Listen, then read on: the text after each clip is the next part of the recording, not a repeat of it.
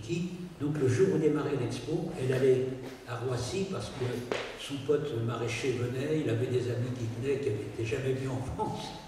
Et on allait les accueillir, elle dit à Monsieur Suzuki, qu'est-ce qu'on fait? Il y a des gens qui veulent acheter, elle dit, vous faites ce que vous voulez, tout ça c'est pour Atsuko et Pierre. Donc on n'a rien vendu. Et maintenant Monsieur Suzuki est parti, et en laissant des centaines d'œuvres à plein d'amis comme ça. C'est une histoire qui est très japonaise et vraiment très émouvante. Donc ça, j'en reviens au départ. Je voulais joindre un DVD, je vous dis, parce que j'ai deux documents concernant le rugby. Ça, c'est un DVD qui est sorti au Japon, où j'ai deux documents sur deux êtres merveilleux, Roger Pic, très très grand photographe, et Robert Doisneau, qui était un grand ami. Mais comme les gens ont maintenant accès sur Internet, vous faites les carnets de Pierre Barou, et vous avez tous les documents que j'évoque. Ben, c'est des anecdotes ou des aventures que je raconte dans ce livre. Voilà. J'étais un peu long, excusez-moi. Pas du tout, au contraire, il faut continuer. Est-ce que je peux me permettre de citer quelques noms? Gérard Bourgadier. Ah bah oui, un ami d'enfance. Mais encore. Non, mais bon, c'était une complicité totale et c'est lui qui m'a incité à écrire aussi. Oui, mais c'est d'abord un compagnon de volleyball. Non, il ne faut pas au volley. Non. Le volley, ça a été un sport. Le sport a toujours été très important pour moi. J'ai été sélectionné en équipe de France B de volleyball. Voilà. Grâce au volleyball, c'est la vertu des impondérables encore. J'ai échappé parce que c'était le service militaire pendant la guerre d'Algérie. Je ne peux pas savoir quel aurait été mon comportement dans le LGBL là-bas. Mais comme il y avait l'armée de l'air et une équipe de volleyball très importante, je me suis retrouvé capitaine de l'équipe. On a été champion de France interarmes et tout ça. Donc j'étais place Ballard, je sortais tous les soirs, j'allais écouter du jazz à Saint-Germain. J'étais pas pistonné, mais c'est un privilège, quoi, grâce au volleyball. Et quand j'ai découvert le rugby, après, je vivais à côté dans les Yvelines à l'époque, et il y avait une équipe de rugby à Plaisir. Alors ça sonne tellement bien, pour être cohérent, j'ai voulu le vivre de l'intérieur une fois, parce que c'était une vraie passion. Alors écoutez bien, j'ai joué une saison en réserve de Plaisir. C'est bien.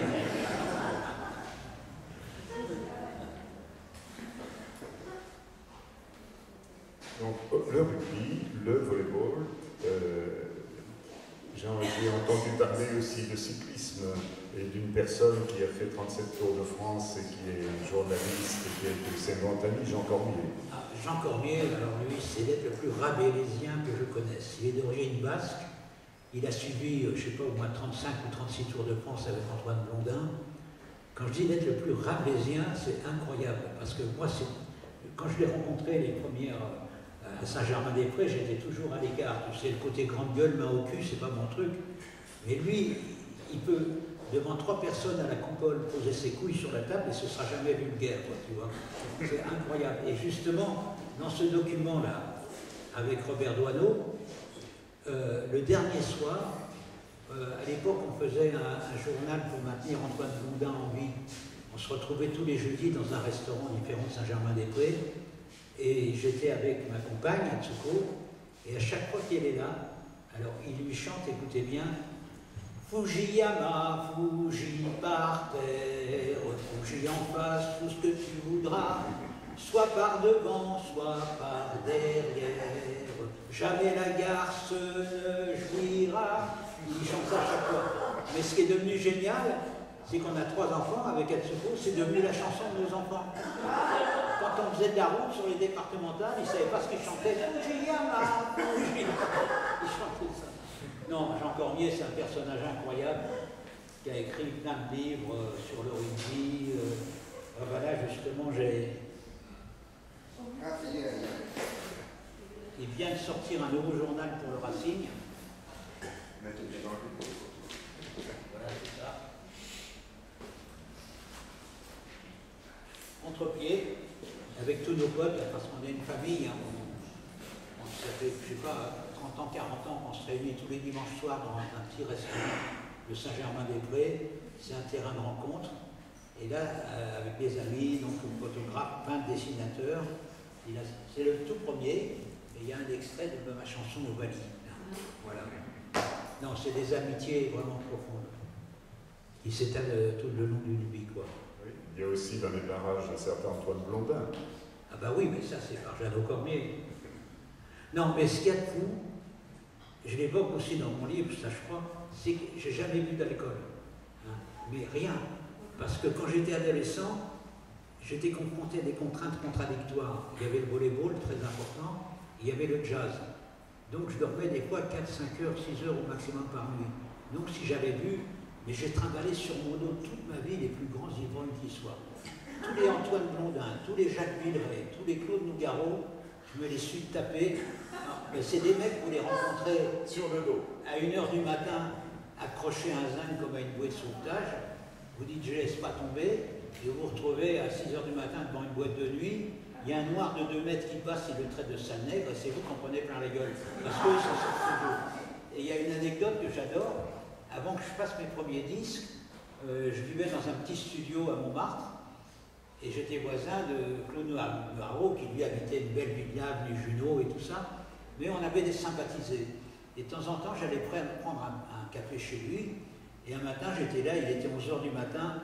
Il avait dû avoir une nuit bien turbulente. Et en préparant le café, comme ça, il soliloquait. Tu sais, il parlait pour lui tout seul.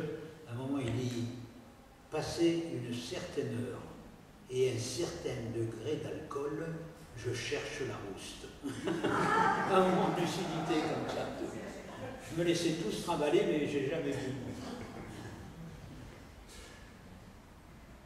Si je prononce quelques autres noms, Elga Andersen. Hein? Elga Andersen. Oh ben ça c'est des aventures. Oui, c'est tout. Ben oui. Non, non, je connais. Non, c'est-à-dire que, comme je le disais tout à l'heure, quand je suis rentré dans ma banlieue, après cette parenthèse dans le tiroir profond, j'ai découvert Jacques Prévert, c'était un choc incroyable, j'ai découvert la volupté de l'écriture, et j'ai pris une décision dans ce qui me trouble, c'est que j'en saurai jamais la source, je ne sais pas si c'est une lecture, un film, j'ai décidé que je ne ferais rien d'autre que me promener jusqu'à 30 ans. Et j'ai rempli le contrat. Et je te disais que mon tout premier passeport, à la rubrique profession, j'avais marqué promeneur. Et je partais avec une petite guitare en stop. Et ce qu'il y a, c'est que je suis tellement fasciné, j'ai une fascination totale pour les rivières. Hein, une rivière, de la source à son échéance, elle rencontre un rocher, elle revient sur ses pas et tout ça, mais elle a un parcours implacable malgré tout. Et moi j'adore me laisser porter par le courant. Hein, cette passion de la disponibilité que tu évoquais tout à l'heure. Donc il m'arrivait des fois de faire du stop alternativement d'un côté et de l'autre de la route. En disant le premier qui s'arrête m'amène vers le nord, vers le sud, de se laisser porter, quoi. Et donc je revenais, je partais 4-5 mois. Premier grand voyage en frontière, c'était la Scandinavie, la Norvège, le Danemark. Je me retrouvais portier de nuit dans un hôtel, je sais pas quoi.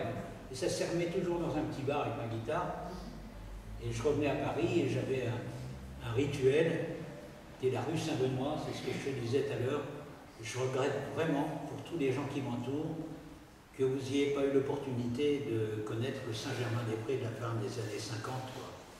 Tout se passait dans un petit ruisseau, la rue Saint-Benoît, et la passion du jazz. Et je repartais, et puis donc, la vie d'un RTD contre, la vie c'est l'art des rencontres. Après j'étais au Portugal, j'étais au Brésil. Voilà, je me suis promené beaucoup, quoi. Je me suis fait des amis un peu partout.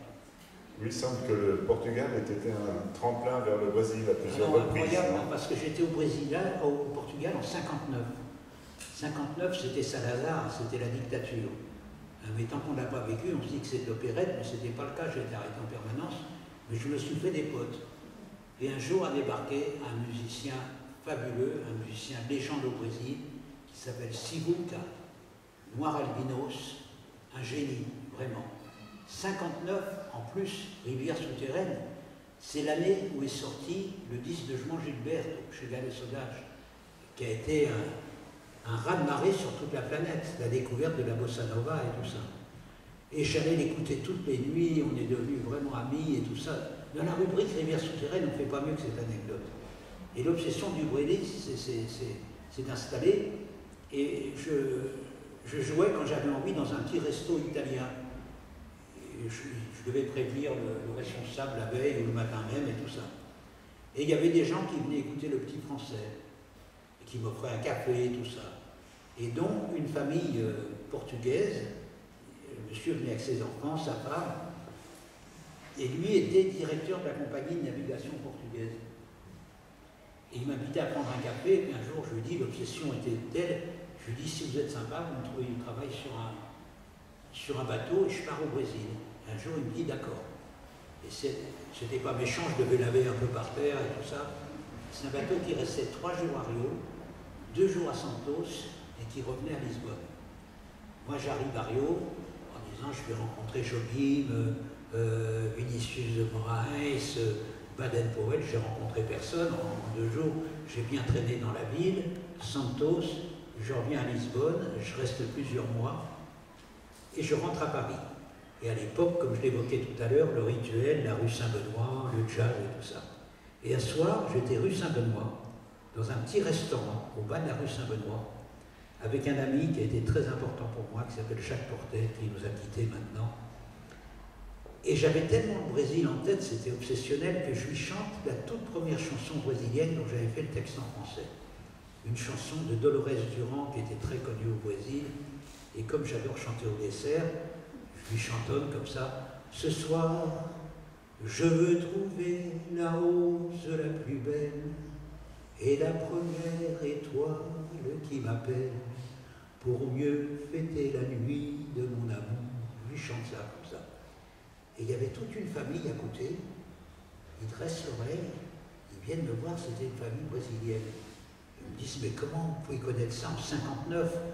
Et je veux dire, personne ne connaissait.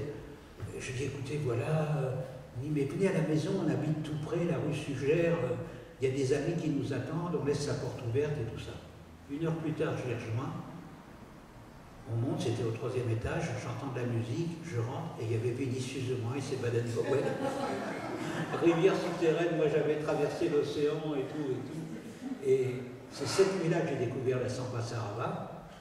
Et quand Vinicius a écouté le texte que j'avais fait sur la chanson de Dolores Duran, il a dit, j'aurais jamais imaginé qu'on puisse faire ça en français.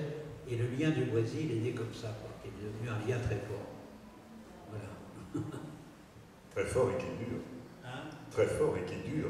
Oui, qui se prolonge, bien sûr. Ben, j'ai fait, là, voilà, ça, j'en parle toujours parce que c'est le symbole même de mon parcours. Hein.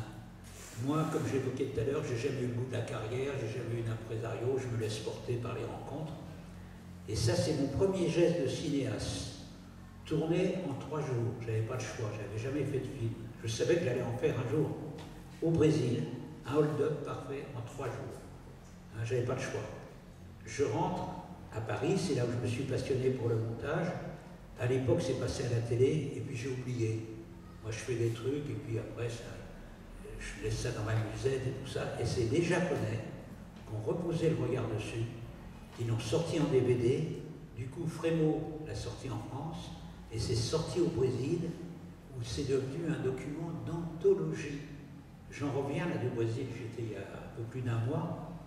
Les Brésiliens sont en larmes. Ce hold-up que j'ai fait en 3 jours, il y a 45 ans, et qui, grâce au Japon, refait surface aujourd'hui. Et c'est, je n'ai pas le talent de vous expliquer ce que ça représente au Brésil, c'est incroyable. Incroyable. Voilà. Donc, je vous dis, c'est très symbolique de mon parcours, parce que c'est le cas, comme je ne suis pas très présent dans les médias et tout ça, mais bon, j'ai dû tellement semer dans ma vie qu'il y a plein de choses qui remontent comme des bulles en sauvant, et je reste spectateur de tout ça. On peut peut-être prolonger alors sur le cinéma.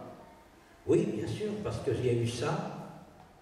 Mon premier geste de cinéaste, tourné en 3 jours. Mon premier long métrage, avec Areski Belkacem, Elie, Jérôme Savary, ça va, ça vient.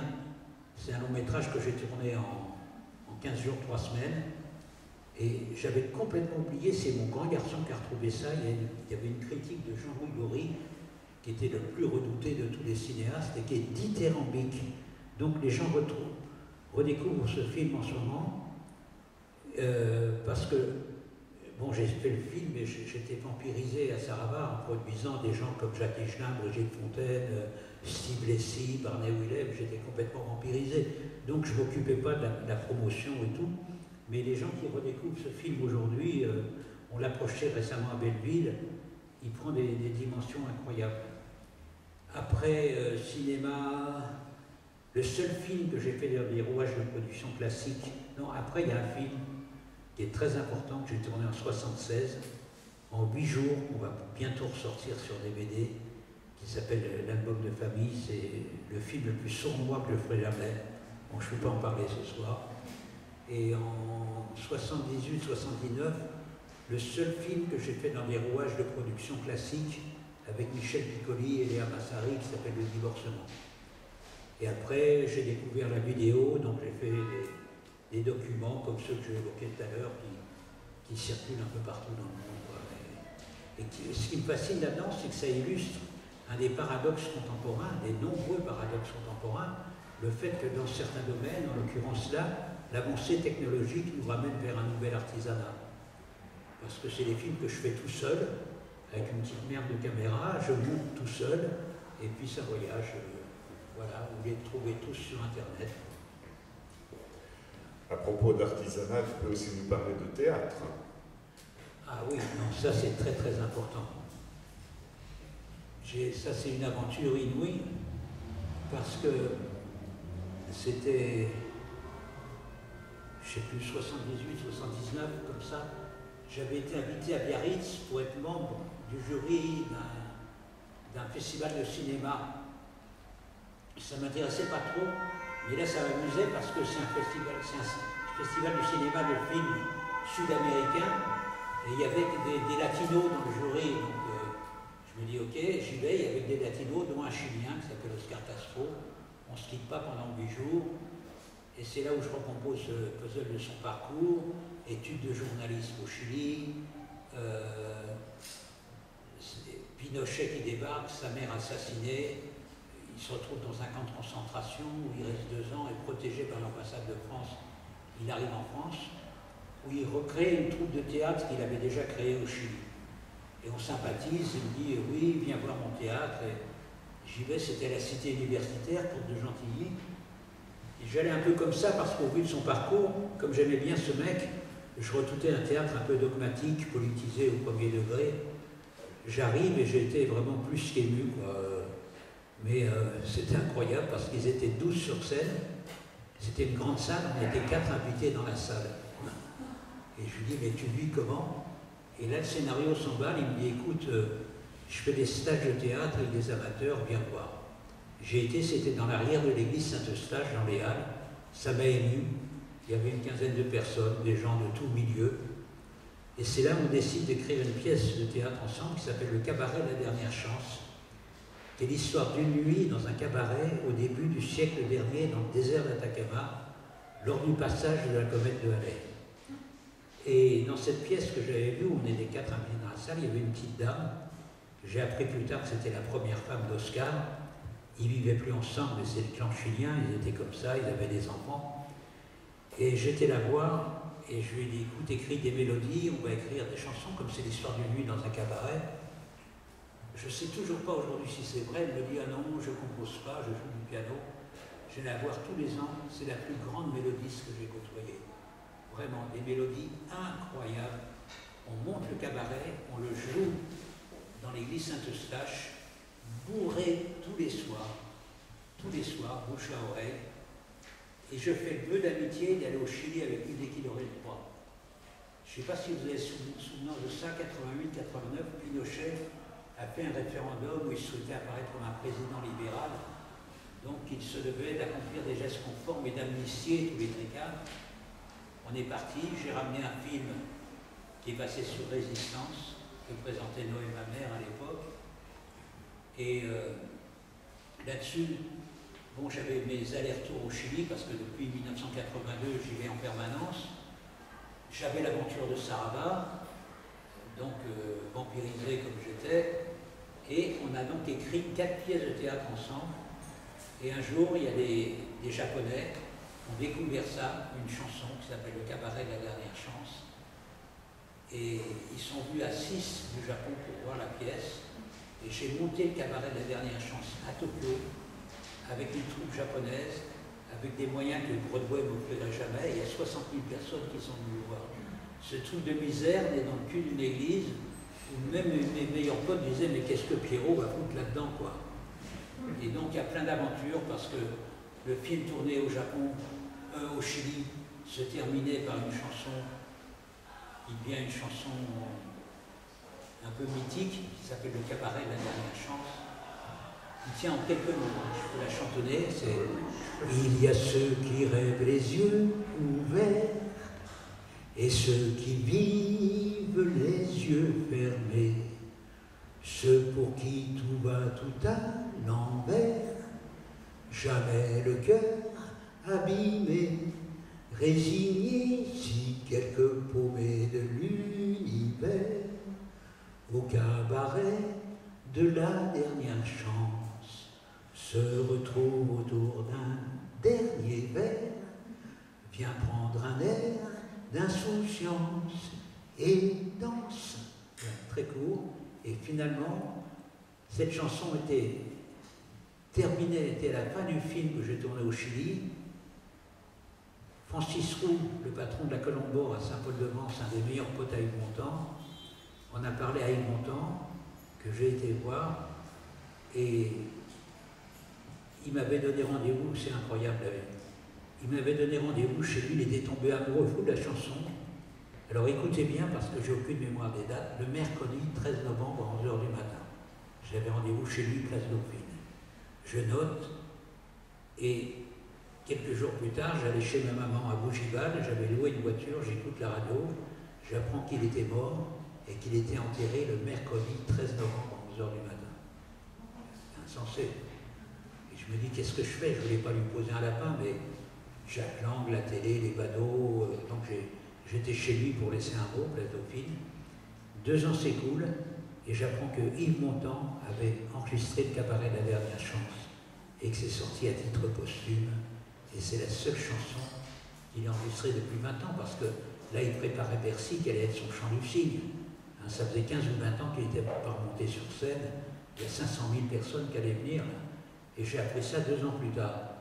C'est Rivière souterraine, encore une fois, c'est incroyable. Oui, Montand, effectivement, après avoir été totalement absorbé par le cinéma, il a fait 50 films en 20 ans à peu près. C'était jusqu'à 3 films par an. Et il avait décidé, effectivement, en 91, de remonter sur scène et de faire Bercy, comme on dit. Et il voulait créer l'événement en faisant Bercy avec uniquement un pianiste. Malheureusement, il a travaillé, le répertoire était prêt, les répétitions étaient faites. Malheureusement, il s'est épuisé au tournage du P5 de Benex et il n'y a pas survécu. Il a fait une 2 crises cardiaques à la suite et il n'en a pas échappé. Et ce qui est très curieux, c'est que dans le film IP5, il joue sa propre mort.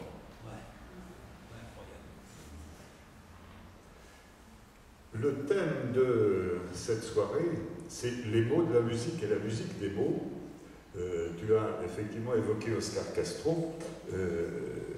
Et lié à Oscar Castro, une certaine Anita Vallejo, tu en as dit quelques mots, mais je crois que ce serait intéressant justement de revenir au thème propre, la musique des mots et les mots de la musique. Bon, alors là, je vais aborder un sujet que je n'aborde pas souvent. Parce que pour moi, depuis toujours, la vraie subversion ne peut s'épanouir que dans le positif. Si on a quelque chose à dénoncer, c'est qu'on a quelque chose à proposer, sinon ça ne sert à rien.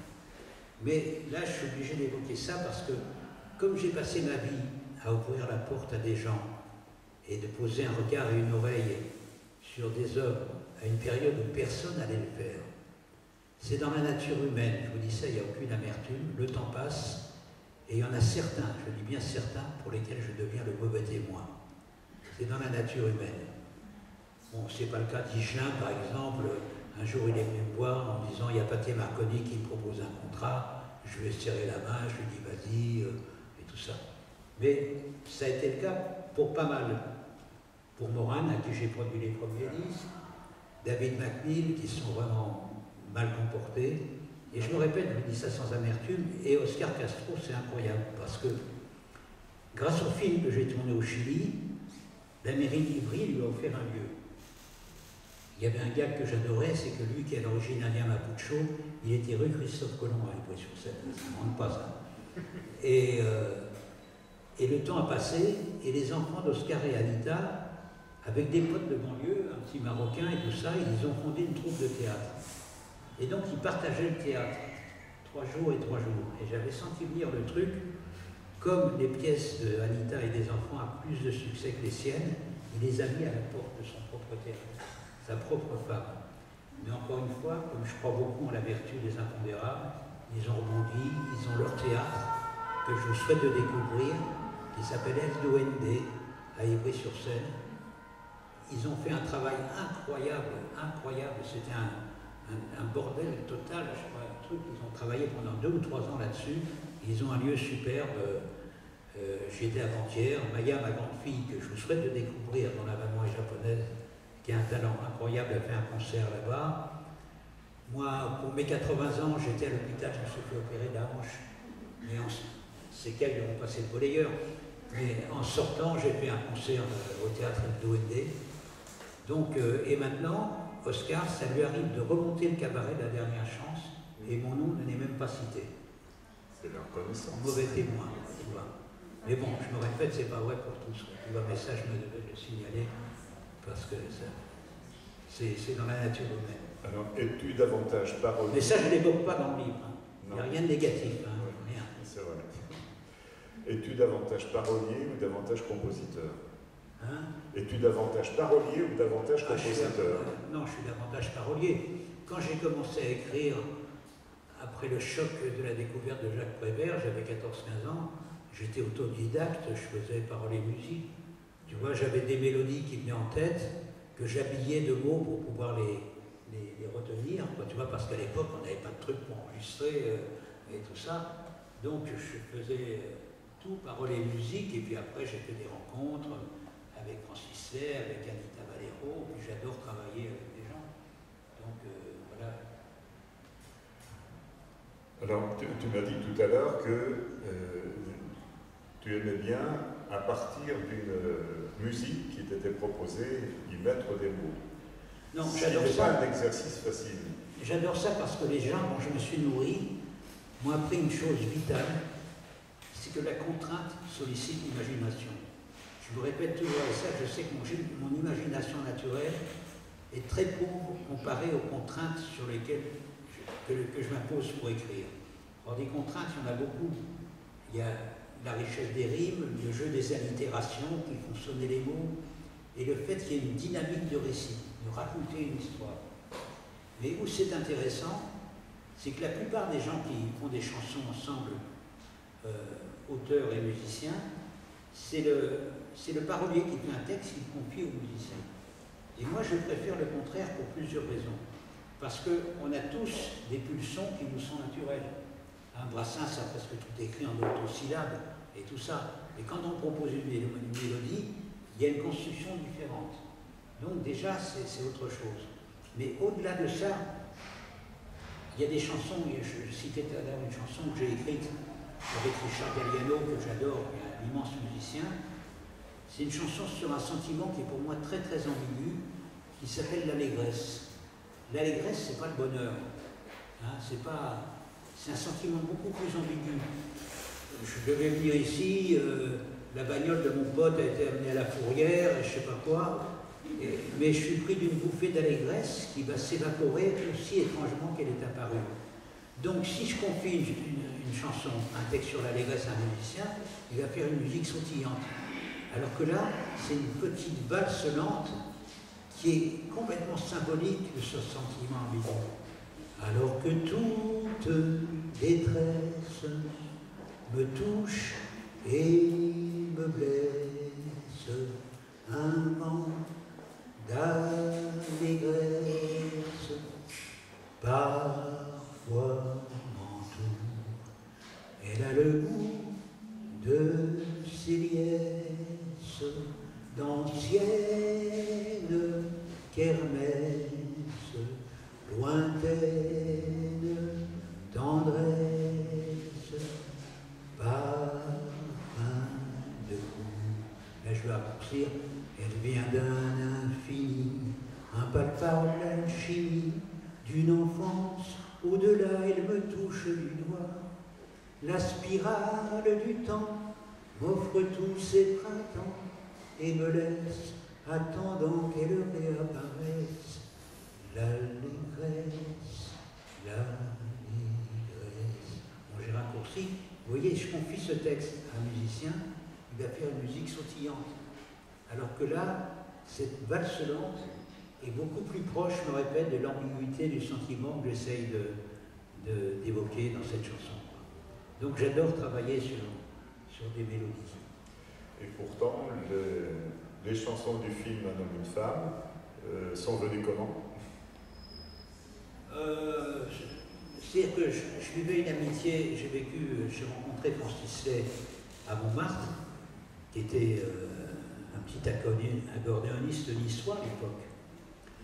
Et je passais toute une partie de la nuit rue Saint-Benoît, Saint-Germain-des-Prés, et je rejoignais toutes les nuits Francis à Montmartre. On était chez Attilio, place du Tertre, et je dis toujours que, je crois que je l'évoque dans le livre, que le plus ringard des cinéastes américains qui voudrait montrer l'image d'un Paris bohème, n'oserait pas montrer ce qu'il y avait là. C'était incroyable. Pierre Brasseur qui débarquait bourré à 3 h du matin, avec 3 superbes nanas à son bras et tout. Il y avait vraiment une ambiance incroyable, donc on se retrouvait toutes les nuits là, et on écrivait des paroles ensemble, des chansons ensemble par passion. Et c'est à l'époque où je vivais avec Elga Andersen, et c'est une circonstance, je crois qu'on était au 8 boulevard de Clichy et Francis était au 6. Donc on était vraiment voisins, et c'est une amitié qui est née comme ça, et quand j'ai rencontré Lelouch, je lui ai fait de l'intox. C'est parti d'une chanson qu'on avait écrite parce que Lelouch, j'avais fait un film avec lui comme acteur avant qui s'appelle Une fille et des fusils, et puis il me raconte une histoire, ce n'était pas écrit, l'histoire d'un homme et une femme. Je lui présente Jean-Louis Trintignant et je lui fais de l'intox, vraiment de l'intox sur Francis Lay. Et c'est pas qu'il en doutait, mais un accordéoniste niçois, qu'on fait ça au visite de film. Non, mais c'est une circonstance, on avait écrit une chanson qui était porteuse des mêmes parfums que l'histoire qu'il me racontait.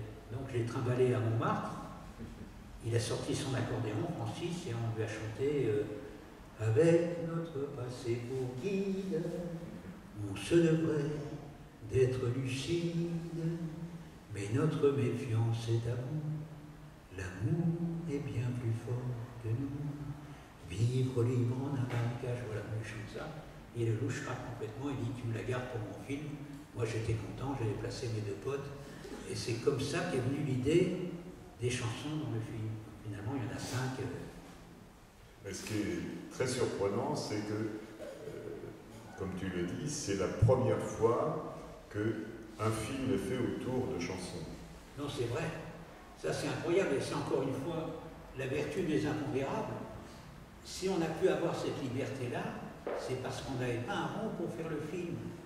S'il y avait eu un producteur, un accordéoniste niçois, le film qui avait précédé n'avait pas marché du tout, une chanson brésilienne, la samba saraba et tout ça, jamais on aurait pu faire ça. Et encore une fois, c'est la vertu des impondérables. C'est parce qu'on n'avait pas un rond pour faire le film qu'on a pu avoir cette liberté-là. Enfin, tout ça, je ne vais pas vous faire la grosse tête, je vais vous le dire. Mais effectivement, quand la Vox Populi dit que c'est un homme et une femme qui a fait le succès des chansons, c'est en fait l'inverse. Oui, parce qu'à l'époque, Lelouch n'avait jamais imaginé mettre une chanson dans un film. Et d'ailleurs, J'ose pas dire qu'il y en a une qui vient comme un cheveu sur la soupe, mais celle enfin qui cite Baden-Powell, Moraes, etc. La Samba Sarava, c'est vrai que c'est un moment intense avec Annie Kenney et qui sort effectivement du déroulement du film. Hein, c'est un instant de magie. Je ne veux pas vous faire la grosse tête, mais en parlant de rivière souterraine, c'est l'exemple le plus symbolique qui soit. Voilà. On prépare le film et Lelouch fallait qu'il trouve du pognon et on propose de faire un film comme acteur au Brésil. Alors j'en parle à Lelouch, je lui dis qu'est-ce que t'en penses? Il me dit ouais vas-y, je n'ai pas de pognon et tout ça. J'y vais, le film se tournait à Itaipu, vous connaissez le Brésil, non? C'est une petite île qui est à l'autre côté de la baie de Rio. À l'époque, il n'y avait pas. Maintenant, il y a un pont qui traverse la baie, mais à l'époque, il fallait prendre un bac. Le film terminé, j'étais pote avec les pêcheurs, je ne quittais pas le petit village et tout ça, mais j'allais à Rio que le dimanche pour retrouver Baden-Powell et tous les potes brésiliens. On quittait la nuit ensemble et je repartais le matin dans mon village.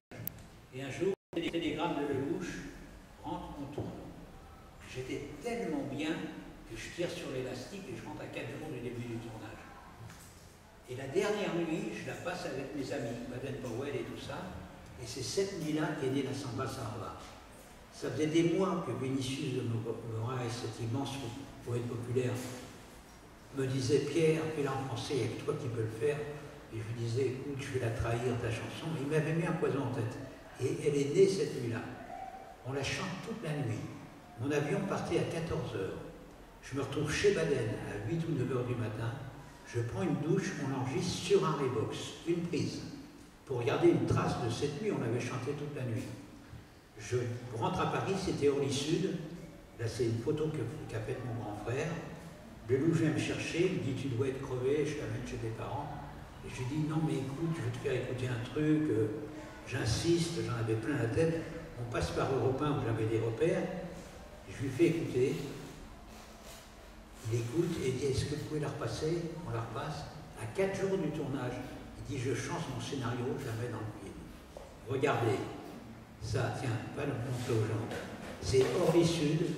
Ce que j'ai dans la main, c'est la Samba Sarava, enregistrée sur un Revox à 9 h du matin. Et la chanson qui est dans le film et dans le disque, c'est celle-là. On ne l'a pas réenregistrée. C'est un hold-up, une prise, comme ça. Et c'est celle-là. C'est incroyable. J'ai oublié cette photo, c'est mon frère qui l'a faite. On peut parler de Pierre Baron, acteur de cinéma. Oui. Il y a un certain film qui s'est tourné en Camargue. Oui, il y a D'où viens-tu Johnny, oui. Mais ma toute première présence au cinéma, c'est avec Georges Lautner. Je l'avais rencontré avec des amis, on avait sympathisé, il m'avait offert un rôle d'assistant metteur en scène, de stagiaire assistant. Et comme on passait des repas ensemble et que j'adore chanter au dessert, j'avais chanté une chanson qui s'appelle Les filles du dimanche, que j'aime beaucoup. Et il m'a écrit un rôle, le rôle d'un résistant. Mais j'ai conservé mon statut d'assistant metteur en scène. Puis après, il y a eu, il y a au moins une quinzaine de films. Hein. Tu ne les connais pas, mais... Oui, mais justement, on ne demande qu'à les connaître, au moins les principaux. Ouais. Voilà, oui, il y a eu D'où viens-tu Johnny, en Camargue. Parce que ça a été l'occasion aussi de devenir cavalier. Oui, là ça a été formidable parce que Johnny et Sylvie vivaient à Argent. Et moi je suis tombé amoureux complètement de la Camargue. Donc je vivais dans la manade où se tournait le film. Je suis devenu pote avec les gardiens. Je me levais tous les matins à 6 h du matin, on allait trier les taureaux ensemble. Après l'équipe arrivait, on tournait. je jouais le rôle d'un rasetteur, j'ai pas voulu être doublé. Mais là, il y a une anecdote que j'adore, et c'est là où j'ai compris. Bon, Johnny, il avait 18 ans, on ne s'est pas vu beaucoup, puisqu'il dormait à Arles avec toi. Et c'est là, c'est une anecdote, c'est ce qui m'a fait comprendre que devenir une star, c'était dans les gènes, vraiment. La séquence, c'est que je jouais le rôle d'un rasetteur, donc c'était un plan très court. Je joue le rôle d'un rasetteur avec le taureau, et puis tout d'un coup je suis en danger, et Johnny doit sauter par-dessus la barricade pour venir à mon secours. Alors le plan c'est très simple, c'est moteur, Johnny saute, on coupe. Il y avait 3000 personnes dans les arènes des Sainte-Marie, parce que Johnny Hallyday et tout ça. Alors moteur, Johnny saute, il tombe. Les gens se marrent, et lui, en une seconde, mais je dis ça, c'est pas péjoratif, hein, c'est admiratif. En une seconde, il avait celui qui avait très mal, alors qu'il n'avait pas mal du tout, il a eu ce réflexe incroyable, de façon à sortir, transporté par des gens, applaudi par 3000 personnes et tout ça. Et là, je me suis dit, c'est là où devenir star, c'est dans les gènes. Avoir ce réflexe-là, en une seconde, j'étais admiratif. De ton côté, toi, tu as été renversé par un taureau, mais ça n'a pas fait les premières de la presse. J'ai raté mon truc avec le taureau, mais c'était pas grave. Et puis, c'est un rasetteur qui a rasetté le taureau à ma place. Mais j'adore cette camarade parce qu'il n'y a pas de mise à mort. Hein. Le taureau, quand il se bat bien, on lui joue Carmen, et puis après, on relâche dans la camarade. Tu vois, c'est extraordinaire. Ce qui est aussi surprenant, c'est que tu n'étais jamais monté à cheval, je crois, avant le début du tournage. Oui, très peu. Et j'arrive et ils me disent, les mecs me disent, est-ce que vous savez monter à cheval? Et je dis, oui, il faut monter un peu, quoi, tu vois. Oui, quand même. Alors ils me donnent un cheval, ces enfoirés-là, c'était un cheval qui était à peine débourré, quoi, tu vois. Je le prends, je pars comme ça, et au bout de 800 mètres, le cheval me vire et je reviens à pied, piteusement. Et les gardiens disent, bon, c'est pas grave, on va t'en donner un autre. Ça, j'ai dit, non, je garde celui-là. Et finalement, j'ai gardé celui-là. Enfin, c'est devenu une amitié avec les gardiens. C'est ça le panache, non? Et le tournage du film de Lelouch, parce que là aussi, tu étais un acteur important du film. Oui, ben oui. Ça s'est passé, c'était aussi un de tes premiers grands rôles, non? Non, mais voilà, j'ai joué l'histoire d'un homme mort.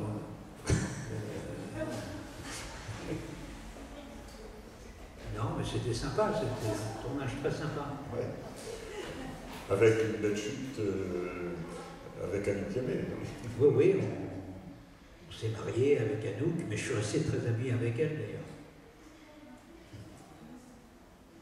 Non, mais ça c'est la vie privée. Oui.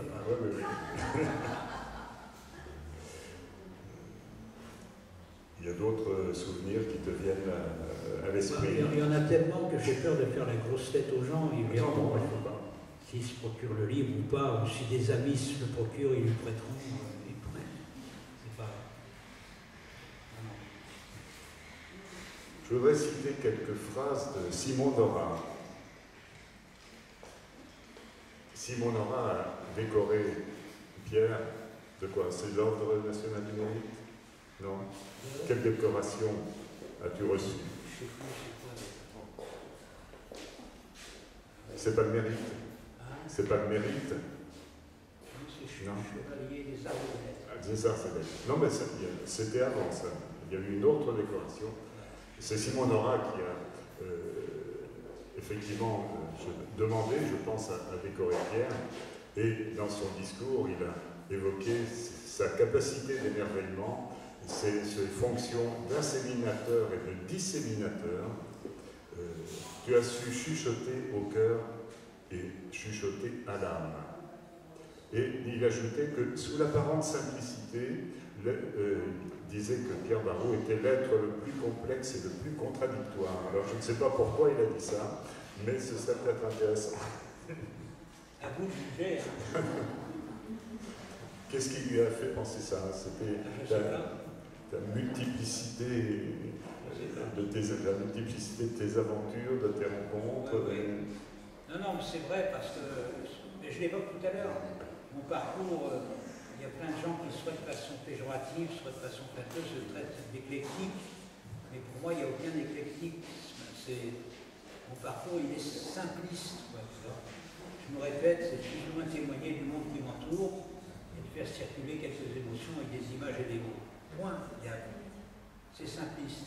Tu as dit, il faut laisser à la chance de se manifester, laisser la porte ouverte. Oui. C'est vrai, ça je pense vraiment. C'est vrai. Il y a un mot aussi que j'ai trouvé dans le livre et qui est chargé de parfum et de signification, c'est la saudade. La saudade. La nostalgie. Ah oui, oui, oui. Ah, oui. Le saudade. Le saudade. Ah, c'est le saudade. Oui. Non, c'était un mot portugais qui est pour moi le plus représentatif. C'est-à-dire, c'est pour moi le saudade, c'est ce que je dis, ça m'a pris des années pour pouvoir le traduire, c'est un manque habité. Voilà, c'est un sentiment très, très profond. Avez-vous des questions?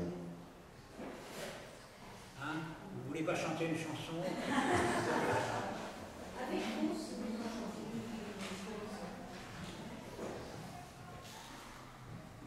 Non, on va y aller là. Oui. Alors laquelle? Ah non, chanter une chanson. Ah non? Ah bah oui, je vais chanter une chanson. Allez. Voilà, c'est une chanson qui a une histoire incroyable. J'ai amorcé son écriture il y a plus de 60 ans. C'était un salut que je voulais faire à Raphaël et Sarah, des parents merveilleux. Et ça s'est enfoui. Et je ne sais pas comment ça refait surface il y a quelques années, et donc je l'ai prolongé. Pierrot, Pierrot, tu as ton soleil dans le dos. Ta route s'éclaire aussitôt que tu repenses à ton enfance. Pierrot, Pierrot, la vie t'a fait tant de cadeaux.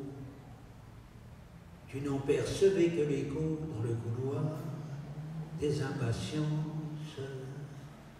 Et s'il est vrai qu'en ton étoile, souvent recouverte d'un voile, par les ténèbres de l'histoire, une étincelle de l'espoir, jamais ne perdit son aura, c'est que Raphaël et Sarah veillaient sur toi. Pierrot, Pierrot, tu as ton soleil dans le dos, ta route s'éclaire aussitôt que tu penses à l'adolescence.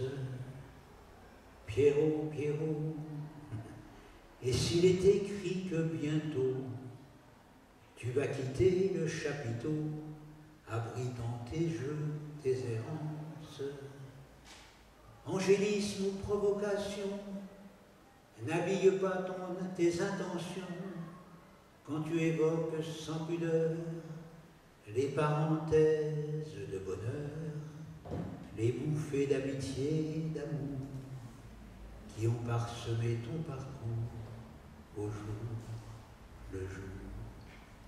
Pierrot, Pierrot, tu as ton soleil dans le dos, en approchant du crépuscule, un point, virgule.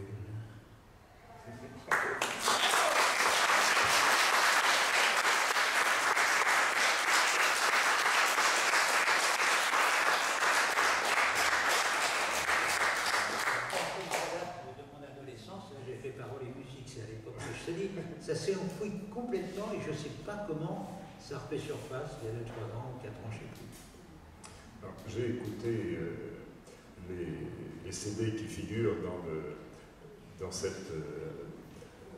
cet opuscule, où figurent 2 CD, effectivement, et un entretien sur les rivières souterraines, habillé d'images de la carrière de Pierre.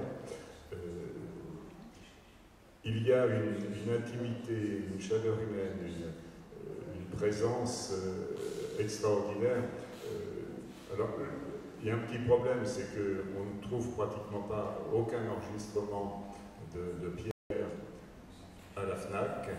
En revanche, tout est disponible aux éditions Sarabas, qui se trouvent à Paris. Je n'ai pas. Non, c'est pas.